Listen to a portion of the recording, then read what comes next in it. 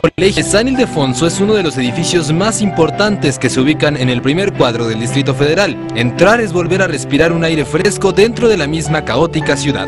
Entrar es caminar sobre la historia. La cuna de la primera escuela jesuita y también de la primera escuela pública de la Ciudad de México, San Ildefonso guarda en cada uno de sus muros un sinfín de historias de personajes emblema del país. El Colegio de San Ildefonso, como lo vemos ahora, se acabó de construir a mediados del siglo XVIII, o sea, 1740 y tantos.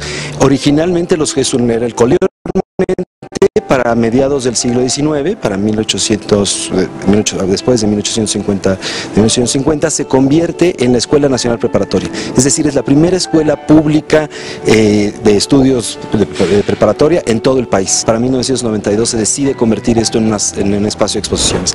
Es el espacio de exposiciones más temporales más grande del país. Personajes llegaron a este edificio y lograron ser parte de las aulas, convirtiéndose en los emblemas de México. Frida Kahlo estudió aquí. Frida Kahlo venía aquí a la prepa y es la primera vez que encuentra a Diego Rivera, que lo ve, ella siendo una niña de 16 años y Diego Rivera ya un hombre que está pintando el mural. Ahí lo conoce por primera vez. Y aquí estudió Octavio Paz, y aquí estudió todos los premios Nobel mexicanos, las grandes personalidades, la élite intelectual de México, la gran mayoría, si no es que todos, estudiaron aquí. Por San Ildefonso. Y eso se siente, o sea, sientes la historia prehispánica, pero también sientes la historia colonial y también sientes la historia contemporánea. Hablando de artistas, uno de los lugares más importantes para el desarrollo de creadores es justamente este edificio, que alberga en sus paredes una gran cantidad de historia gráfica creada por los principales nombres del muralismo mexicano. De San Ildefonso los pintó Orozco. Son tres muros, bueno, en realidad son varios murales en tres grandes pasillos, son de Orozco. El primer mural de todos fue la creación, que está en el anfiteatro Simón Bolívar, y fue de Diego Rivera. Ese es el primero de todos los murales del muralismo. David Alfaro Siqueiros está en el primer patio, que se llama el Patio Chico. La finalidad de este tipo de arte siempre rompió los paradigmas de ser completamente estéticos y los volvieron aptos para la denuncia política y el ensalce del México prehispánico, colonial y contemporáneo. El arranque de las escaleras está también un mural, pero uno que es muy importante, que es Cortés y la Malinche.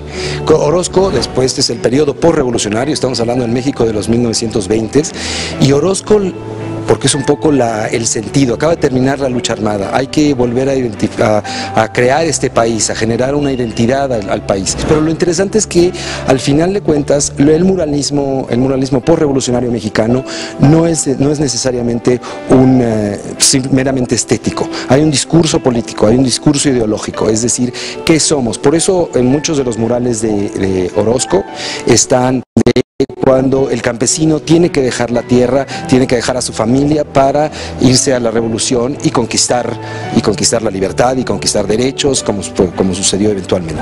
Hay que enaltecer y sentirse orgulloso de lo que significa ser mexicano, orgulloso de las tradiciones, orgulloso de las fiestas como esta del Señor de Chalma, pero orgulloso de la artesanía. Entonces, hay un discurso político, hay un discurso de enaltecer a lo mexicano, y que no es necesariamente lo que había sucedido antes. En el Porfiriato, como sabemos, el arte y en el arte de la Academia de San Carlos antes, la reproducción y la copia de modelos europeos. Ahora es generar nuestro propio modelo con un país que se está redescubriendo y reinventando después de la revolución. Los salones de grandes personalidades y que estuvieron llenos de conocimientos hoy son utilizados para dar forma a uno de los recintos más grandes, en donde se muestran exposiciones de todo tipo, desde ciencia y tecnología hasta el arte clásico, pasando por el arte contemporáneo y conceptual. El día de hoy tienes la oportunidad de conocer el trabajo de Michael Landy, quien desde Londres presenta Science Alive, donde la finalidad es presentar su trabajo creado todo y retratando en forma funcional los martirios que llevaron a los personajes a convertirse en santos.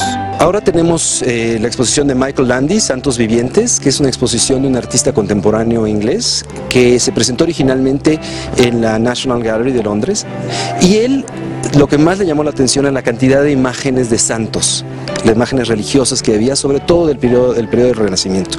Entonces empezó a trabajar con esa idea, empezó a dibujar algunas de las imágenes, a copiar algunos fragmentos. Le llamaba mucho la atención la idea de los santos mártires, Porfirios, y a raíz de eso empezó a crear, él muy influenciado también por el arte cinético, es decir, el arte que tiene movimiento, de esto ya del siglo XX, junta las dos cosas y entonces crea unas esculturas en donde las imágenes originales las reproduce, ya sea un fragmento del cuadro o distintos fragmentos del cuadro, de distintos cuadros, para crear estas esculturas de santos vivientes. Conoce esta exposición y todas las que se presentan en este recinto, que está ubicado en Justo Sierra 16, en el centro histórico de la Ciudad de México.